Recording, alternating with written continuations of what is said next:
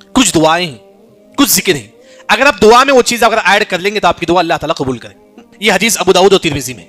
راوی حدیث اسماء رضی اللہ عنہا کہتی ہے کہ جو بھی مسلمان دعا میں یہ دعا پڑھتا ہے, کیا دعا ہے؟ وَإِلَٰهُكُمْ إِلَٰهٌ وَاحِدٌ لَا إِلَٰهَ إِلَّا هُوَ الرَّحْمَٰنُ الرَّحِيمُ. اگر آپ دعا میں یہ آیت پڑھیں گے آپ کی دعا اللہ تعالیٰ قبول کرے گا. حدیث ہے ابو داؤد ترمذی. دوسرا سورہ آل عمران کی شروع کی دعا ہے الف لام میم اللہ لا الہ الا هو الحی القیوم.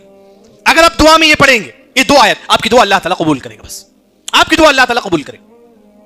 تیسرا ایک صحابی کو آپ صلی اللہ علیہ وسلم نے دیکھا کہ وہ دعا پڑھ رہے تھے. وہ کیا دعا میں آپ کو بتاؤں, یہ دعا پڑھ رہے تھے. آپ صلی اللہ علیہ وسلم نے فرمایا کہ تم نے جو دعا پڑھی ہے اس کے بعد آپ جو بھی دعا کریں گے تو آپ کی دعا قبول ہوگی. وہ کیا دعا ہے؟ تھوڑا مشکل ہے لیکن یاد کر لیجیے.